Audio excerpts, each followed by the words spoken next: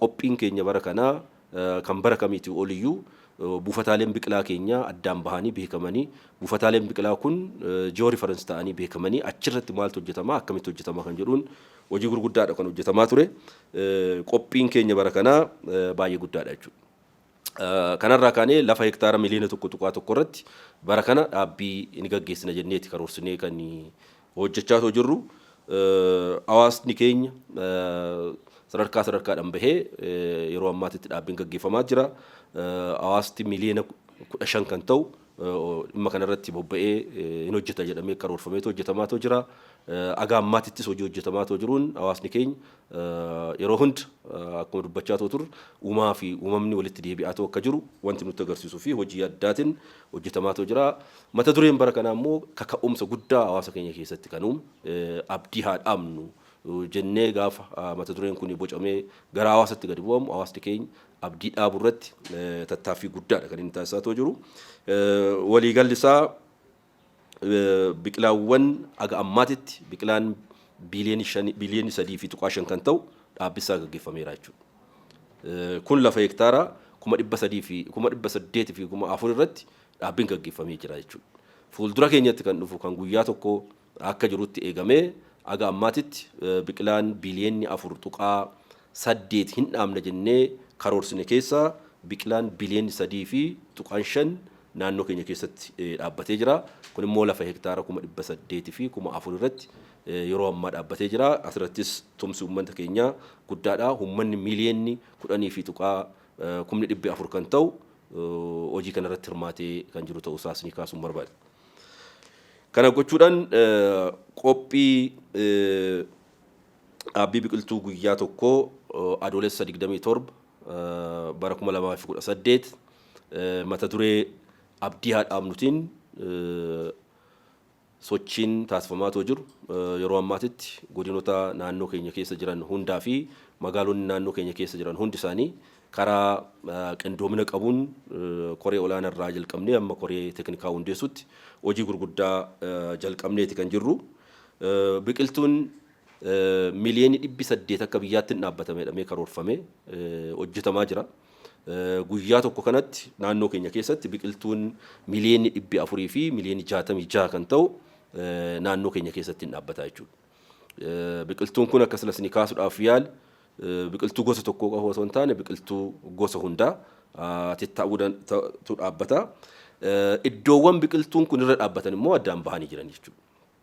Iddoowwan biqiltuun kun irra dhaabbatan parsiloonni isaanii addaan bahanii XY coordinate isaa fudhatamee eessarratti maaltu akka dhaabbatuu fi eenyu maal akka dhaabuu danda'u namni tokko meeqa akka dhaabuu danda'u addaan bahee beekamee yeroo ammaatitti iddoowwan dhaabbii kanaa 4,778 kan ta'u addaan bahee jira jechuudha. Kanaaf naannoo kanarratti hojii guddaadha kan hojjetamu. Guyyaa tokkicha kanatti immoo lafa hektaara 100 fi 83 irratti hin dhaabbataa jedhamee karoorfameeti kan jiru.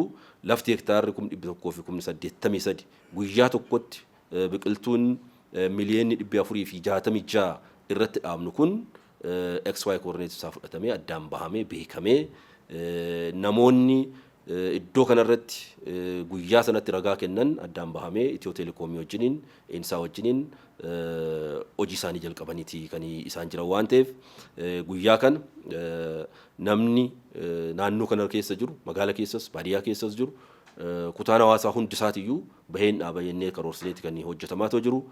Guyyaa kanatti namni miliyoonni 15 bahee biqiltuu hin dhaabaa jennee karoora guddaadha qabannee hojjechaa kan jirru. Godinoota keenya 21 keessaa iddoo roobni hin qaqqabin godina Booranaa lamaan alatti godina 19 irratti dhaabbiin kun ni gaggeeffama. Kan roobni hin qaqqabne immoo kan kanaan dura dhaabeetoo jiru kunuunsa isaa hojjetaa jechuudha. Magaalota keenyas magaalota 23 irratti hojiin kun guyyaa sanatti uummanni keenya bahee hojii guddaa hojjeta jennee yaadama jechuudha. Kanaaf hojiiwwan kan karaa qindoomina qabuun hawaasni keenya bahee ashaaraa isaa akkuma kanaan dura kaa'atoo ture ammas deebi'ee ashaaraa isaanii kaa'a. Riikardiiwwan kanaan dura akka biyya keenyatti qabannee jirrus riikardiiwwan akka naannoo keenyatti jiranis hawaasni kun akkuma kanaan dura seenaa hojjechaa ture bahee seenaa hojjetee riikardichas kan ofiisaatis yoo ta'e hin jijjiira jenneeti kan abdannu. Waliigalli isaa qophiin bara kanaaf taasifamaa ture qophii guddaan taasifamaa turee jira. Caasan keenya sadarkaadhaan jiru hojii kanarratti xiyyeeffannoo guddaa kennee hojjechaa turee jira. Ammas dhaabbii guyyaa tokko adoolessa 27 irratti gaggeessinu kanaaf sadarkaa hundarratti iyyuu qophiin barbaachisaa ta'e taasifamaa jira. Iddoowwan dhaabbiidhaaf jennee kaasne kana hunda isaati irratti boolli qophaa'ee jira. Boolli qophaa'e kun biqiltuun guyyaa sanatti dhaabbachuu danda'u yeroo ammaa jala bultii isaatiin geejjibamaati kan jiru. Biqiltuun jiru kun hawaasni keenya akkuma kanaan dura barame biqiltuun nuti dhaabnu biqiltuu hundee qofaan akkasumatti dhaabbatee jiru osoo hin taane laastika keessa jiru waan ta'eef guyyaa dhaabbii kana of eeggannoo guddaadhaan gorsa ogummaa ogeessi keenya sadarkaadhaan kennaafii jiru giddu galeessa godhatee hubatee dhaabutu irra jiraata. Biqiltuun laastikii wajjin dhaabachuu hin danda'u. Biqiltuun laastikii wajjin gaafa dhaabbatu guddachuu hin danda'u. Waan ta'eef gorsi ogummaa ogeeyyiin keenya sadarkaadhaan jiran bakka hundatti jiran asirratti xiyyeeffannoo guddaa hawaasa keenyaaf kennaa hubannoo kennaa fi waliinis hojjechaa deemutu irra jiraata.